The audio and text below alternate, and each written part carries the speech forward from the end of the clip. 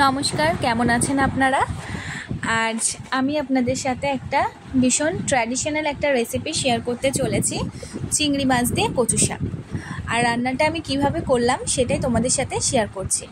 প্রথমে আমি নুন দিয়ে কচু শাকটা সেদ্ধ করে একটা ঝুড়িতে ঢেলে রেখেছিলাম যাতে এক্সট্রা জলটা বেরিয়ে যায়। আর আমি রসুন থেতো করে রেখেছিলাম, পেঁয়াজ কুচিয়ে রেখেছিলাম, কাঁচা লঙ্কা চিড়ে রেখেছিলাম, আর নুন হলুদ দিয়ে চিংড়ি মাছটা মেখে রেখেছিলাম। এবার রান্নাটা প্রসেসটা আমি শুরু করছি। প্রথমে কড়াইতে তেল দিয়ে শুকনো লঙ্কা ফোড়নে দিয়ে থেতো করা রসুন, কুচনো পেঁয়াজ, চেরা কাঁচা লঙ্কা দিয়ে বেশ খানিকক্ষণ ভেজে নেব। তার ঠিক কিছুক্ষণ পর আমি কিন্তু চিংড়ি মাছ দেব এবং অনেকক্ষণ ধরে ভাজবো যতক্ষণ না লাল লাল হয়ে আসে আর খুব সুন্দর একটা ফ্লেভার বেরিয়ে না আসে।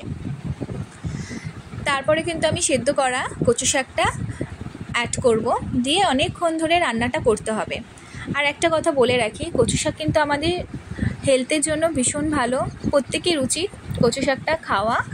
আর আমাদের বাড়িতে কিন্তু আমরা সবাই কচু শাক খেতে ভালোবাসি, বিশেষ করে আমি। আর রান্নাটা কিন্তু হওয়ার পর আমি যাকে ফার্স্ট খাইয়েছিলাম সে কিন্তু খুব সুন্দর একটা কমপ্লিমেন্ট আমায় দিয়েছিল। আর রান্নাটা সত্যিই খুব ভালো হয়েছিল, বেশ ঝালঝাল হয়েছিল। তোমাদেরকে রিকোয়েস্ট করবো একবার হলেও আমার এই যেভাবে করলাম আমি ঠিক সেইভাবে একবার করে দেখার জন্য।